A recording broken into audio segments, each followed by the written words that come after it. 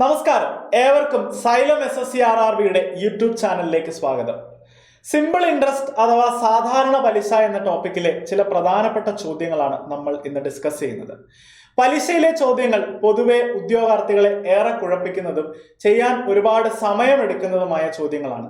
എന്നാൽ ഈ ചോദ്യങ്ങൾ ചില ഷോർട്ട് കട്ട് ടെക്നിക്കുകൾ ഉപയോഗിച്ച് വളരെ ഫാസ്റ്റായിട്ട് സോൾവ് ചെയ്യുന്നത് എങ്ങനെയാണ് എന്നുള്ളതാണ് നമ്മൾ ഇന്നത്തെ വീഡിയോയിലൂടെ നോക്കുന്നത്. നിങ്ങളെ എല്ലാവരെയും ഞാൻ ഈ വീഡിയോയിലേക്ക് സ്വാഗതം ചെയ്യുന്നു. അപ്പോൾ ചോദ്യത്തിലേക്ക് പോകുന്നതിന് മുമ്പ് ഒന്ന് രണ്ട് കാര്യങ്ങൾ നമുക്കൊന്ന് അറിഞ്ഞിരിക്കാം. സിമ്പിൾ ഇൻട്രസ്റ്റിലെ ഏറ്റവും ബേസിക് ആയിട്ടുള്ള ഫോർമുല എന്ന് പറയുന്നത് simple interest is equal to principal into rate into time divided by 100 ആണ്. SI എന്ന് എഴുതിയിരിക്കുന്നത് സിമ്പിൾ ഇൻട്രസ്റ്റ് അഥവാ സാധാരണ പലിശയാണ്. പ്രിൻസിപ്പിൾ നമ്മൾ കടം എടുക്കുന്ന തുക അല്ലെങ്കിൽ കടം കൊടുക്കുന്ന തുക അല്ലെങ്കിൽ നമ്മുടെ മൂലധനം എന്നൊക്കെ പറയുന്നതാണ് പ്രിൻസിപ്പിൾ. അതേപോലെ R കൊണ്ട് സൂചിപ്പിക്കുന്നത് റേറ്റ് ഓഫ് ഇൻട്രസ്റ്റ് അഥവാ പലിശ ശതമാനമാണ്. T കൊണ്ട് ഉദ്ദേശിക്കുന്നത് ടൈമാണ്, എത്ര വർഷത്തേക്കാണ് എന്നുള്ളതാണ് നമ്മൾ ഉദ്ദേശിക്കുന്നത്, ഡിവൈഡഡ് ബൈ 100. ഇനി മറ്റൊരു ഫോർമുല കൂടിയുണ്ട്. അതായത് സിമ്പിൾ ഇൻട്രസ്റ്റിനെ പെർസെൻറ്റേജിൽ കാണണമെങ്കിൽ സിമ്പിൾ ഇൻട്രസ്റ്റ് ഇൻ പെർസെൻറ്റേജ് എന്ന് പറയുന്നത് റേറ്റ് ഇൻറ്റു ടൈം ആണ്. റേറ്റിനെ ടൈം കൊണ്ട് മൾട്ടിപ്ലൈ ചെയ്താൽ മതി. അപ്പോൾ ഈ രണ്ട് ഫോർമുലകളും നമുക്കൊന്ന് ഓർത്തിരിക്കാം. ഇനി നമുക്ക് ചോദ്യത്തിലേക്ക് കടക്കാം. ആദ്യത്തെ ചോദ്യം ഇതാണ്: two equal sums of money were lended simple interest at 10% per annum for 4 years and 5 years respectively.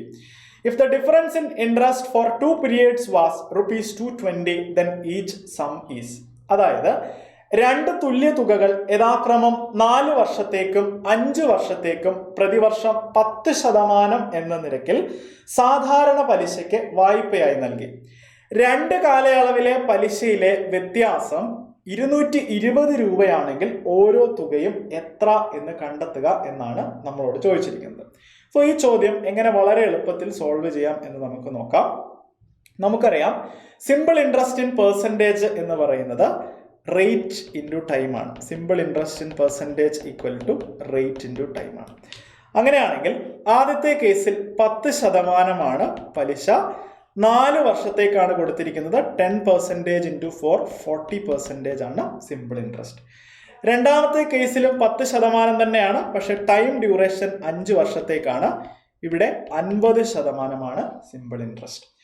ഇവർ തമ്മിലുള്ള വ്യത്യാസം എന്ന് പറയുന്നത്, അതായത് 40%വും 50%വും തമ്മിലുള്ള വ്യത്യാസം എത്രയാണ്? 10% അപ്പോൾ ഈ പലിശകൾ തമ്മിലുള്ള വ്യത്യാസം എമൗണ്ടിൽ 220 രൂപയാണെന്ന് തന്നിട്ടുണ്ട്. അതായത് 10% 220 രൂപയ്ക്ക് തുല്യം. 10% 220 രൂപയാണെങ്കിൽ നമുക്ക് എഴുതാം 1% എന്നത് 220നെ 10 കൊണ്ട് ഹരിച്ചാൽ മതി, 22 ആണ്. അങ്ങനെയാണെങ്കിൽ നമ്മുടെ പ്രിൻസിപ്പൽ തുക 100% അല്ലേ?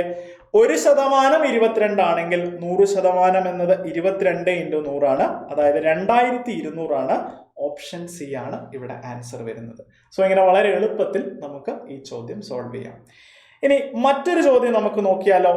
The simple interest on rupees 825 will be less than the interest on rupees 900 at 2% simple interest by rupees 15. Find the sum. അതായത് 825 രൂപയ്ക്ക് ലഭിക്കുന്ന സാധാരണ പലിശ 2% പലിശ നിരക്കിൽ 900 രൂപയ്ക്ക് ലഭിക്കുന്നതിനേക്കാൾ 15 രൂപ കുറവാണെങ്കിൽ വർഷം എത്രയാണ് എന്ന് കണ്ടെത്തുക. അതായത് എത്ര ആണ് ടൈം ഡ്യൂറേഷൻ എന്നുള്ളത് കണ്ടെത്താനാണ് നമ്മളോട് ചോദിച്ചിരിക്കുന്നത്. അപ്പോൾ നമുക്കറിയാം simple interest equal to principle into rate into time divided by 100 എന്നതാണ് ബേസിക് ഫോർമുല. ഈ ഫോർമുലയിൽ നിന്നും ക്രിസ്റ്റൽ ക്ലിയർ ആയി നമുക്ക് മനസ്സിലാകും simple interest is directly proportional to principal then rate and time. അതായത് സിമ്പിൾ ഇൻട്രസ്റ്റ് പ്രിൻസിപ്പിളിനും റേറ്റിനും ടൈമിനും ഡയറക്ട്ലി പ്രൊപ്പോർഷണൽ ആണ്. അതായത് simple interest is directly proportional to principal. Principle കൂടുമ്പോൾ സിമ്പിൾ ഇൻട്രസ്റ്റ് കൂടും, റേറ്റിന് കൂടുമ്പോൾ സിമ്പിൾ ഇൻട്രസ്റ്റ് കൂടും, ടൈം കൂടുമ്പോഴും സിമ്പിൾ ഇൻട്രസ്റ്റ്, വൈസ് വേഴ്സ തിരിച്ചും എന്താണ് ഹാപ്പൻ ചെയ്യും. സോ ഡയറക്ട്ലി പ്രൊപ്പോർഷണൽ ആയതുകൊണ്ട് ഇവരുടെ ചേഞ്ചസുകളെ നമ്മൾ കണക്ട് ചെയ്തെടുക്കും. അതായത് ഇവിടെ തന്നിരിക്കുന്നു 825 രൂപ, അതേപോലെ 900 റുപ്പീസ്. ഒരു പ്രിൻസിപ്പിൾ 825 ഉം, മറ്റൊന്ന് 900 ഉം. ഇവർ തമ്മിലുള്ള ഗ്യാപ്പ് എന്ന് പറയുന്നത് എത്രയാണ്?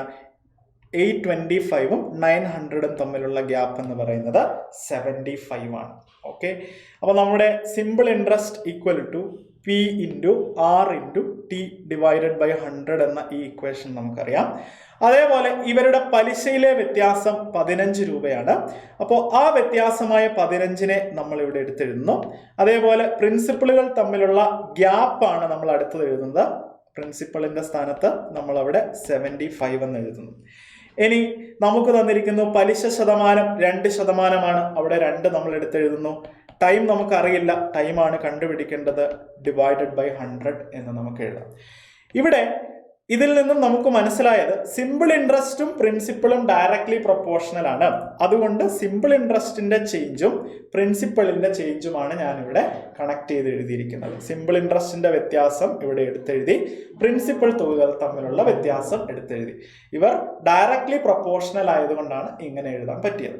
ഇനി എന്ത് ചെയ്താൽ മതി? ടൈം കണ്ടുപിടിക്കാൻ ജസ്റ്റ് ഇവരെ ഒന്ന് സോൾവ് ചെയ്താൽ മാത്രം മതി. 75നെയും 100നെയും നമുക്ക് കട്ട് ചെയ്യാം. 25 കൊണ്ട് കട്ട് ചെയ്യുമ്പോൾ ഇവിടെ 3ഉം ഇവിടെ 4ഉം വരുന്നു. അതേപോലെ 2ഉം 4ഉം നമ്മൾ കട്ട് ചെയ്യുന്നു, ഇവിടെ 2 വരുന്നു. 3ഉം 15ഉം കട്ട് ചെയ്യുന്നു, ഇവിടെ എന്ത് വരുന്നു? 5 വരുന്നു. So time T equal to 5 × 2 10 years എന്ന് നമുക്ക് കിട്ടും. 10 years is the right answer. Option C is the right answer. Okay, ഇങ്ങനെയാണ് ഈ ചോദ്യം സോൾവ് ചെയ്യുന്നത്. ഇനി അടുത്ത ചോദ്യത്തിലേക്ക് പോകാം. ചോദ്യം ഇതാണ്: a sum of rupees 18,750 is left by will by a father to be divided between two sons of 12 and 14 years of age, so that they attain maturity at 18. The amount received by each at 5% simple interest will be the same. Find the sum allotted at present to each son. അതായത് ഒരു പിതാവിന്റെ ആഗ്രഹപ്രകാരം 18,750 രൂപ അദ്ദേഹത്തിന്റെ 12 വയസ്സും 14 വയസ്സും പ്രായമുള്ള ആൺമക്കൾക്കിടയിൽ വീതിക്കുന്നു. ഓരോരുത്തർക്കും 5% പലിശ നിരക്കിൽ 18 വയസ്സ് പൂർത്തിയാകുമ്പോൾ ഈ തുക തുല്യമായി ലഭിക്കണമെങ്കിൽ ഓരോ മകനും നിലവിൽ അനുവദിച്ച തുക എത്ര എന്നുള്ളതാണ് ചോദ്യം. ഒരു ഫാദറിന്റെ കയ്യിൽ 18,750 രൂപയുണ്ട്. അദ്ദേഹത്തിന് 12 വയസ്സും 14 വയസ്സുമുള്ള 2 ആൺകുട്ടികളുമുണ്ട്. അദ്ദേഹത്തിന് ഒരു കണ്ടീഷൻ ഉണ്ടായിരുന്നു. അദ്ദേഹം ഈ തുക ഇവർക്ക് വീതിച്ചു കൊടുക്കും. പക്ഷെ ആ തുക ഫൈനലി അവരുടെ കയ്യിൽ എത്തുന്നത് 2 പേർക്കും 18 വയസ്സായതിനു ശേഷം മാത്രമേ എത്താൻ പാടുള്ളൂ. അങ്ങനെയാണെങ്കിൽ നിലവിൽ ആ ഫാദർ ഓരോ കുട്ടിക്കും അനുവദിച്ചിരിക്കുന്ന തുക എത്ര എന്നുള്ളതാണ് നമ്മളോട് ചോദിച്ചിരിക്കുന്നത്. 18 വയസ്സ് പൂർത്തിയാകുമ്പോൾ ഇവരുടെ 2 പേരുടെ കയ്യിലും വന്നു ചേരുന്നത് തുല്യ തുകയാണ്. 5% പലിശ നിരക്കിലാണ് അദ്ദേഹം ഈ നിക്ഷേപം നടത്തിയിരിക്കുന്നത്. അങ്ങനെയാണെങ്കിൽ നിലവിൽ ഈ കുട്ടികൾക്ക് അനുവദിച്ച തുക എത്ര എന്നുള്ളതാണ് നമ്മുടെ ചോദ്യം. അപ്പോൾ എങ്ങനെ ചെയ്യാം ഈ ചോദ്യം? ഈ ചോദ്യം വായിക്കുമ്പോൾ തന്നെ നമുക്ക് മനസ്സിലാകും. ഇതിനകത്ത് ഇളയ മകന് കൂടുതൽ വർഷം പലിശ കിട്ടാനുള്ള സ്കോപ്പ് ഉണ്ട്, മൂത്ത മകന് പലിശ കിട്ടാനുള്ള വർഷം എന്നത് കുറവായിരിക്കും. അതായത് ഇളയാളുടെ വയസ്സ് 12 വയസ്സാണ്, മൂത്തയാളുടെ വയസ്സ് 14 വയസ്സാണ്. 2 പേർക്കും 18 വയസ്സാകുമ്പോൾ മാത്രമേ ഈ തുക അവരിലേക്ക് എത്തുകയുള്ളൂ. സോ ഇളയ മകന് 6 വർഷം പലിശ കിട്ടാനുള്ള ഒരു സ്കോപ്പ് ഉണ്ട്, മൂത്ത മകനോ 4 വർഷം പലിശ കിട്ടാനുള്ള സ്കോപ്പുമാണുള്ളത്. അപ്പോൾ സ്വാഭാവികമായിട്ടും കൂടുതൽ തുക ആരുടെ പേരിൽ നിക്ഷേപിക്കണം? മൂത്ത മകന്റെ പേരിൽ നിക്ഷേപിക്കണം. എങ്കിൽ മാത്രമേ അവർക്ക് തുല്യ ശതമാനം പലിശ നിരക്കിൽ നിക്ഷേപിക്കുമ്പോൾ തുല്യ എമൗണ്ട് അവരുടെ കയ്യിലേക്ക് വരുള്ളൂ. അപ്പോൾ ഈ ചോദ്യത്തിൽ നിന്നും നമ്മൾ മനസ്സിലാക്കിയെടുക്കേണ്ട പ്രധാനപ്പെട്ട കാരണം, ഇവർക്ക് 2 പേർക്കും കിട്ടുന്ന എമൗണ്ട് എന്താണ്? തുല്യമാണ്, അല്ലെ? ഇവർക്ക് 2 പേർക്കും കിട്ടുന്ന എമൗണ്ട് തുല്യമാണ്. അപ്പൊ ഇവരുടെ എമൗണ്ടുകളെയാണ് നമ്മൾ ഇക്വേറ്റ് ചെയ്യുന്നത്. അപ്പോൾ ഇളയ മകന്റെ കേസ് നമുക്ക് എടുക്കാം. ഇളയ മകന് 6 വർഷം പലിശ കിട്ടും, അല്ലെ? 6 വർഷം. എത്ര ശതമാനം പലിശ? 5%. അപ്പോൾ എന്താണ് 6 വർഷം 5%? ടൈം ഇൻറ്റു റേറ്റോ അല്ലെങ്കിൽ റേറ്റ് ഇൻറ്റു ടൈം എന്നുള്ള രീതിയിൽ 6 × 5 എന്ന് നമ്മൾ എഴുതുന്നു. അപ്പോൾ പലിശയായിട്ട് മൊത്തം 30% കിട്ടും. ഇനി മൂത്ത മകന്റെ അവസ്ഥ എന്താണ്? 4 വർഷമാണ് ടൈം എന്ന് പറയുന്നത്, റേറ്റ് എന്ന് പറയുന്നത് 5 ആണ്. R × T അല്ലെങ്കിൽ T × R എന്ന ഇക്വേഷനാണ് നമ്മൾ അപ്ലൈ ചെയ്യുന്നത്. അപ്പോൾ എത്രയാണ് പലിശയായിട്ട് കിട്ടുന്നത്? 20% കിട്ടുന്നത്. 30% പലിശയായിട്ട് കിട്ടുന്നു. അതായത് ഇളയ മകൻ അനുവദിച്ച പ്രിൻസിപ്പൽ തുക P1 ആണെങ്കിൽ അത് മൊത്തം ഫൈനലി ആ മകന്റെ കയ്യിൽ കിട്ടുന്ന എമൗണ്ട്, അയാളുടെ കയ്യിലേക്ക് വന്നു ചേരുന്ന എമൗണ്ട് എന്ന് പറയുന്നത് P1 ഇൻറ്റു 130% എന്താണ് P1 ഇൻറ്റു 130%? അയാളുടെ കയ്യിൽ വരുന്ന എമൗണ്ട് ആണ് 130%. 30% പലിശ, 100% പ്രിൻസിപ്പൽ. അപ്പോൾ കയ്യിൽ കിട്ടുന്ന എമൗണ്ട് P1 ഇൻറ്റു 130%. അങ്ങനെയാണെങ്കിൽ മൂത്ത മകന്റെ കയ്യിൽ കിട്ടുന്ന എമൗണ്ട് എത്രയായിരിക്കും? മൂത്ത മകൻ അനുവദിച്ച പ്രിൻസിപ്പൽ തുകയായ P2 ഇൻറ്റു 20%. മൂത്ത മകന് പലിശയായിട്ടുണ്ട്, 100% പ്രിൻസിപ്പൽ. അപ്പോൾ P2 ഇൻറ്റു 120% ആയിരിക്കും മൂത്ത മകന്റെ കയ്യിലേക്ക് വന്നു ചേരും. അതായത് ഇവർ രണ്ടുപേരുടെ കയ്യിലും വന്നു ചേരുന്ന എമൗണ്ട് എന്നത് തുല്യമായിരിക്കും. എമൗണ്ട് എന്ന് പറയുന്നത് പ്രിൻസിപ്പൽ പ്ലസ് സിമ്പിൾ ഇൻട്രസ്റ്റ് ആണ്, നമുക്കറിയാമല്ലോ. എമൗണ്ട് തുല്യമായിരിക്കും. ഇനി ഓരോരുത്തരുടെയും എത്രയാണ് അവർക്ക് അനുവദിച്ച പ്രിൻസിപ്പൽ എന്ന് കണ്ടുപിടിക്കണം. P1 ഇളയ മകൻ അനുവദിച്ച തുകയാണ്, P2 മൂത്തയാൾക്ക് അനുവദിച്ചതാണ്. അങ്ങനെയാണെങ്കിൽ P1/P2വിന്റെ റേഷ്യോ നമുക്ക് എഴുതാം. P1/P2 equal to 120 divided by 13, അതായത് 12/13 എന്ന് നമ്മൾ എഴുതുന്നു. ഓക്കെ, 12/13. 12ഉം 13 ഇത് രണ്ടും കൂടെ ആഡ് ചെയ്യുക, നമുക്ക് എന്ത് കിട്ടും? 25 യൂണിറ്റ് എന്ന് കിട്ടും. 12, 13 നമ്മൾ ആഡ് ചെയ്യുന്നു, നമുക്ക് 25 യൂണിറ്റ് എന്ന് കിട്ടുന്നു. ഈ 25 യൂണിറ്റ് എന്ന് പറയുന്നത് ഇവരുടെ പിതാവ് ഇവർക്ക് അനുവദിച്ച ഈ 18,750 രൂപയാണ്. അതായത് 25 യൂണിറ്റ് ഈസ് ഈക്വൽ ടു 18,750 എന്ന് നമുക്ക് എഴുതാം. അങ്ങനെയാണെങ്കിൽ ഒരു യൂണിറ്റ് എത്രയാണ്? 750 ആണ്. രണ്ട് സൈഡിലും 25 കൊണ്ട് മൾട്ടിപ്ലൈ ചെയ്താൽ മതി. അപ്പോൾ ഇളയ മകന്റെ പ്രിൻസിപ്പൽ P1 എന്താണ്? P1 എന്ന് പറയുന്നത് 12 യൂണിറ്റ് അല്ലേ? മൂത്ത മകന്റെ പ്രിൻസിപ്പൽ P2 13 യൂണിറ്റ് അല്ലേ? സോ ഇളയ മകന്റെ പ്രിൻസിപ്പൽ 12 യൂണിറ്റ് ആണ് എന്ന് വെച്ചാൽ 12 ഇൻറ്റു 750 ചെയ്യണം, നമുക്ക് കിട്ടും 9,000 രൂപ. ഇനി മൂത്ത മകന്റെ പ്രിൻസിപ്പൽ P2 ആണ്, 13 യൂണിറ്റ് ആണ്. 13 ഇൻറ്റു 750 ചെയ്യണം. 12 ഇൻറ്റു 750 9,000 ആണെങ്കിൽ 13 ഇൻറ്റു 750 9,750 ആയിരിക്കും. സോ 9,000 അതേപോലെ 9,750 എന്ന് വരുന്ന ഓപ്ഷൻ ബി ആണ് റൈറ്റ് ആൻസർ. സോ ഈ ഒരു ചോദ്യം നമുക്ക് ഈ രീതിയിൽ ചെയ്തെടുക്കാം. ക്ലിയർ ആണ് എന്ന് വിശ്വസിക്കുന്നു. ഓക്കെ, അപ്പോൾ നമ്മുടെ സൈലം ലേണിംഗ് ആപ്പിൽ ഒരുപാട് പുതിയ കോഴ്സുകൾ സ്റ്റാർട്ട് ചെയ്യുന്നുണ്ട്. ആ കോഴ്സുകൾ കൂടി നിങ്ങൾക്കൊന്ന് പരിചയപ്പെടുത്തി തരാം. CPO എക്സാമിന് വേണ്ടി പ്രിപ്പയർ ചെയ്യുന്നവർക്കായി നമ്മൾ ഒരു ബാച്ച് സ്റ്റാർട്ട് ചെയ്തിട്ടുണ്ട്. SSC CPO ചാമ്പ്യൻസ് ബാച്ച് എന്നാണ് നമ്മുടെ ബാച്ചിൻ്റെ പേര്. 2,999 ആണ് ഇതിൻ്റെ കോഴ്സ് ഫീ വരുന്നത്.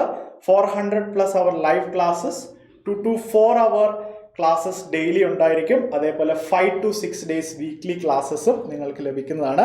സോ ഒരു കേന്ദ്ര സർക്കാരിൽ ഒരു ഇൻസ്പെക്ടർ പോസ്റ്റിലേക്കൊക്കെ ആഗ്രഹിക്കുന്നവർക്ക് ഉറപ്പായിട്ടും ഈ ബാച്ചിൽ ജോയിൻ ചെയ്ത് പഠിക്കാവുന്നതാണ്. ഇനി നമ്മുടെ CHSL എക്സാമിന് വേണ്ടി പ്രിപ്പയർ ചെയ്യുന്നവർക്ക് വേണ്ടിയും ഒരു പുതിയ ബാച്ച് ആരംഭിക്കുന്നുണ്ട്. CHSL ആസ്പിരൻസ് നിരാശരാവേണ്ട, നിങ്ങൾക്ക് വേണ്ടിയും പുതിയൊരു ബാച്ച് തുടങ്ങിയിട്ടുണ്ട്. SSC CHSL ലെജൻഡ്സ് ബാച്ച് എന്നാണ് ആ ബാച്ചിന്റെ പേര്. 2,999 ആണ് GST അടക്കം ഈ കോഴ്സിന്റെ ഫീസ് വരുന്നത്. ഇവിടെയും 400+ live classes, 2 to 4 classes daily and weekly, 5 to 6 days classes എന്ന പ്രത്യേകതകളൊക്കെ നിങ്ങൾക്കുണ്ട്. ഈ ബാച്ചസുമായി ബന്ധപ്പെട്ട എന്തെങ്കിലും ഡൗട്ട് ഉണ്ടെങ്കിൽ നിങ്ങൾക്ക് ഈ കാണുന്ന കോൺടാക്ട് നമ്പറിൽ കോൺടാക്ട് ചെയ്യാവുന്നതാണ്. ഇനി അതേപോലെ തന്നെ CGL എക്സാംസ്, ഡിഗ്രി യോഗ്യതയുള്ളവർക്ക് എഴുതാൻ പറ്റുന്ന SSC CGL എക്സാംസിന് വേണ്ടി പ്രിപ്പയർ ചെയ്യുന്നവർക്കും ഒരു ബാച്ച് സ്റ്റാർട്ട് ചെയ്തിട്ടുണ്ട്. SSC CGL സെലക്ഷൻ ബാച്ച് എന്നാണ് നമ്മുടെ ബാച്ചിന്റെ പേര്. 400+ അവർ ലൈവ് ക്ലാസ്സുകളും 2 to 4 ക്ലാസ്സസ് ഡെയിലിയും ഉണ്ടാകും. 5 to 6 ഡേയ്സ് വീക്ക്ലി ക്ലാസ്സസ് എന്നതൊക്കെ ഇതിൻ്റെ ഒരു പ്രത്യേകതയാണ്. 5,999 ആണ് ഈ ബാച്ചിന്റെ ഫീ എന്ന് പറയുന്നത്. അപ്പോൾ ഒരു സെൻട്രൽ ഗവൺമെന്റ് ജോബ് സ്വപ്നം കാണുന്നവർ ഉറപ്പായും നിങ്ങൾക്ക് ഏറ്റവും സ്യൂട്ടബിൾ ആയിട്ടുള്ള ബാച്ചിൽ ചേർന്ന് നന്നായിട്ട് പഠിക്കുക. അപ്പം നിങ്ങളോടൊപ്പം സൈലം നിങ്ങളുടെ കൂടെ തന്നെയുണ്ട്. അപ്പോൾ നമുക്ക് സൈലം ലേണിംഗ് ആപ്പിൽ അടിപൊളിയായിട്ട് നമുക്ക് പഠിക്കാം. എത്രയും വേഗം നിങ്ങളുടെ സ്വപ്ന ജോലി നേടിയെടുക്കാം. Thank you. Wish you all the best.